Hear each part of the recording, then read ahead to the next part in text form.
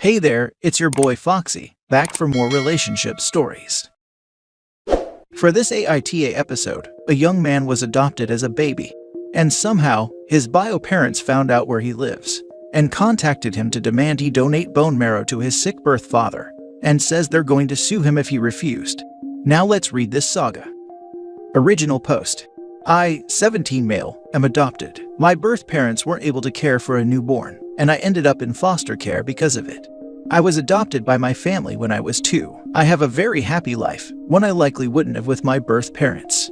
About a month ago, my birth parents got into contact with my family. Long story short, my birth father is sick and needs a bone marrow transplant. They are on a wait list but haven't heard back just yet. I am the only child they ever had, and odds are I am a match. Pretty much they wanted my parents to get me tested and then donate my marrow to him.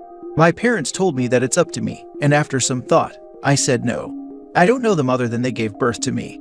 They have had no part in my life whatsoever, and now they suddenly need me. Well, they send my parents a nasty message saying they can sue to force me to donate my marrow. I do feel a little bad, but I feel like this isn't my problem. Am I in the wrong here? Edit, sorry. Right after I posted, I went to the store with my mom. Just wanted to clear up some things I read in the comments. I have no contact or anything with my birth parents. From what my parents told me, I was put into foster care when I was less than a month old.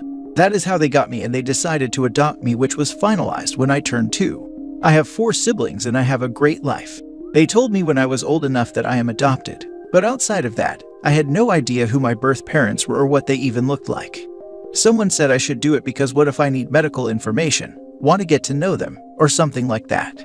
Yeah, no. I have no desire to get to know these people. None. I have no desire to seek out grandparents, cousins, and uncles. I don't want to know if some form of rare cancer runs in the family, because they are not my family. I haven't spent 17 years of my life with them. Why would I want to get to know them? Edit 2. For those of you who keep saying, you should reconsider it. How about you donate to him? My parents told me to think about. I thought it, and the answer is no. No, I'm not doing it. That's it. Now for the top comments before reading the update. Not wrong, I'm no doctor, but I hear donating bone marrow can be a very risky procedure. I almost burst out laughing in the freaking office when I read they'd sue you to force you. They'll be laughed out of court, assuming they even get that far. When I signed up for the registry, I was told that now there are 2 methods to donate. The most common method involves removing the marrow from your blood, and is the same as any blood donation. It is very easy to sign up, by the way. There is a website where they will send you a swab. You swab yourself and put it back in the mail. Not wrong, I donated bone marrow to my sister 5 years ago. It was no small thing. I had complications with the surgery, couldn't walk for 2 weeks, and other things. It was really, really painful. I was going to give you sort of a pep talk about doing it anyway, since you would be potentially saving a life, even if it's the life of a complete stranger. That was until I read the line about how they threatened to sue you to force you to donate. That's the most tragically hilarious thing I've ever read. You cannot force a person to undergo a voluntary surgery. You should call their bluff. Indeed, not wrong, especially after the suing part. Wish them good luck with that. They didn't want you then, they won't have you now. Also, went through the procedure as well. I raise you're not walking for 2 weeks, with bordering needing a blood transplant, not being able to work for over a month, and having to take medication to get my hemoglobin levels up again for months. I also couldn't lift my own baby for weeks, aside from the not walking. The pain meds also barely worked, so the pain was horrible for well over a week before it got bearable with paracetamol. Took much heavier ones before that, as if they were candy. I now have 14 scars on my lower back that I still feel sometimes. It's been well over a year. Surgical donation is no joke. And the dialysis one is not exactly a ride in the park either, thanks to those meds you have to take beforehand. Not wrong. How dare they threaten you like that? They gave up all rights to you at birth, and are now still not wanting a relationship, just for you to undergo a medical procedure to save his life. Way to go, guys. They could have asked to meet you so they could plead their case, but they went nuclear. Ignore them. Now for the first update. It's early, I'm getting ready for school between typing this. Read more comments this morning, and again let me clear something all. My egg and sperm donors didn't lovingly give me up. I was taken. My parents don't know the exact reason because that information was never released to them. They were just told, and I quote, it wasn't a good environment for a child. I was taken. Even if they had given me up, doesn't mean I owe them anything. Not like I asked to be born like every freaking child on this green earth. If being born means I am suddenly in debt to them, I would have been the slowest sperm you ever seen. I would have happily raced into a sock. Y'all can be a bunch of hypocrites. In one breath you say there are kids in foster care who need a home. Well, I was a foster kid who was given a home by 2 loving parents. Then in the next breath you are saying, what about your family? I have a family. They have raised me for 17 years.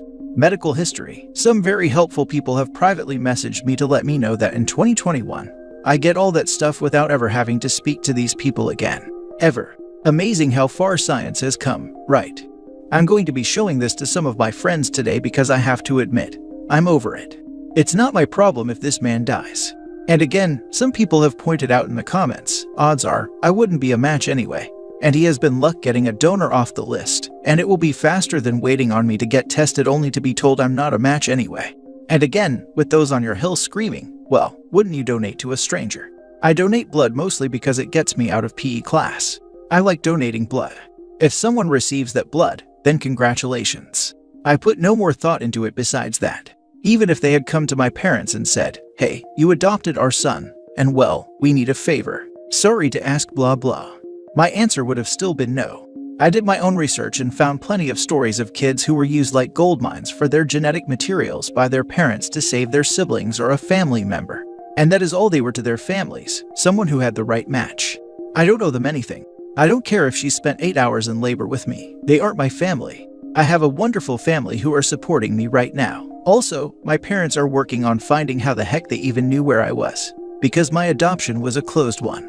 They had their rights terminated when I was taken. They shouldn't know anything about me. I don't know if they are contacting a lawyer or anything. I know they are pretty upset about all of this. I have to get to school. Later. Now for the second update. I know this is long overdue. I started college. Life and COVID put things on hold for a bit. Long story short, I didn't donate the bone marrow. My birth parents started harassing my family on the regular. Texts, phone calls, letters, showing up at places, resulting in calls to the police. They were arrested.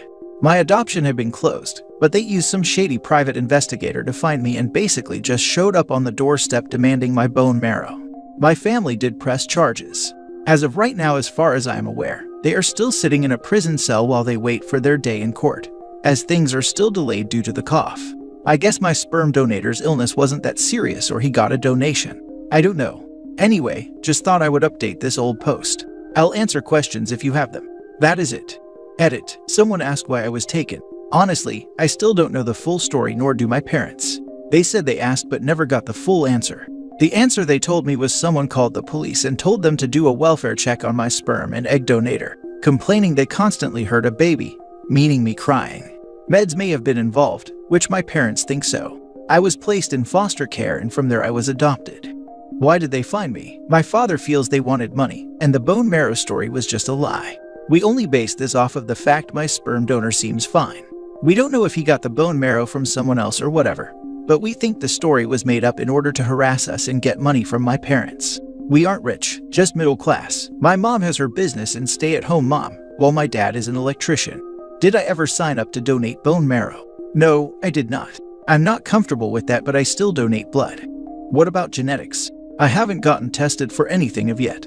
Other family? I don't care. During that time, someone reached out to me on Facebook claiming to be an aunt. I didn't reply the message. Honestly, I don't blame you for your decision, as all of your points are valid. They didn't have a right to do what they did, morally or legally. Hope you enjoy life at college. Jail most likely, because they haven't had their day in court yet. Nonetheless, great update. Have a great time in college, OP. The reality is, the moment they started harassing or pressuring you, you didn't qualify as a donor, at least here. Donors must be 100% voluntary without any pressure. I'm glad your parents protected you. I went back and read the original post, where people are saying, what about your medical history? That's the weakest reason in the world for a donation. You can get a medical profile that covers most things these days through DNA testing, if you wanted to know badly enough. Good on you for sticking to your guns. Good luck in college. Fun fact, at his age, he didn't qualify from the beginning. Sperm and egg donors were trying to con him, or his real adoptive parents, in some way. Minors donate bone marrow to relatives all the time. Siblings are frequently the best match for obvious reasons. We allow toddlers to donate even if they are too young to understand what's happening to them, as long as the ethics committee signs off on it. If you're just Googling and not involved in medicine, you probably saw that the minimum age to donate bone marrow is 18, which is true for stranger donation and services like Be the Match. There is risk to the donor and not much benefit to the donor in stranger donation, and so a donor needs to be an adult to consent to the procedure. For siblings, there is risk, but there is a benefit to having a sibling live and significant downsides to having a sibling die, including both the direct impact to a young child of losing a sibling and the impact to a young child of having grieving parents. The death of a child has a huge impact on the entire family, which changes the calculus of the risk or benefit of donating bone marrow. That's why minor siblings are allowed to donate to each other and to their parents, but minors aren't allowed to donate to stranger. Now for the last story. Am I wrong for refusing to let my brother meet my son after what he told me at my husband's funeral? My late husband passed away from a car accident when I was 4 months pregnant. It's been difficult without him, but my family did so much to support me, and I moved in with them month after. At the funeral, my older brother asked for a minute to talk, then asked me if I really wanted to go through with my pregnancy. I was shocked when I heard this, but even more shocked when he suggested that I make the right decision, not an emotional decision, and reconsider having my son. He gave many reasons why, including the fact how single or widowed mom are considered too much of baggage for so many men to date. I lost it on him and kicked him out. That was the last time we saw each other. My son is now 3 weeks old. Whole family met him and were happy to welcome him. My parents asked if I could let my brother come meet my son even for a few hours. I refused, but they said I was making a mistake robbing my son of a future loving relationship with his uncle. They asked that I don't let my emotions dictate a decision that might have a lasting impact, but I said no. My extended family got involved and started pushing, especially after my brother started insisting, saying my husband was a dear friend of his, and what I'm doing right now would make my husband upset if he saw it. Am I being bitter and selfish? Now for the comments. Not wrong. Every time he says how much of a dear friend he was, remind him of that talk at his dear friend's funeral. Heck, remind the whole damn family of it. Repeatedly remind them all, until your child is old enough to understand what you are saying. Not wrong at all, OP. Remind him that he didn't want you to keep your child, so he should just imagine or pretend that you didn't. And that he called this child baggage. Not wrong. You don't have to allow anyone in your child's life that you don't want to. That includes family. Your brother said some pretty awful and tactless things while you were still at the funeral of the father of your child. I'm assuming he also hasn't bothered to apologize, but still feels he is entitled to have a relationship with your son, and has no problem emotionally manipulating you in order to get what he wants. Yeah, no, you're not in the wrong here. Tell your extended family that the discussion is closed and anyone who brings it up again will not be seeing your son for a long time. If and when you want your son to have a relationship with your brother, you will let him know. You don't have to allow anyone in your child's life that you don't want to. That includes family. I say this as someone who loves my nieces with all my heart, but uncles aren't actually that big a deal. Most kids could take or leave their uncles, even if those uncles are heavily involved in their lives. It's not like you're depriving your children of some quintessential childhood experience by not bringing a particular uncle around. Absolutely agreed. And that's from a guy whose uncle played an essential role in the makeup of who I am today. Uncles play the role of broadening a kid's horizons, whether that's as small as showing you hobbies that your parents don't have, or as big as introducing you to political ideologies that you otherwise might not encounter until years later. Uncles can have little impact on your growth, or big impact. And if you feel he will have a big negative impact, you have every right to hold off contact, until you see clear evidence that he's examined and fixed every last awful piece of himself.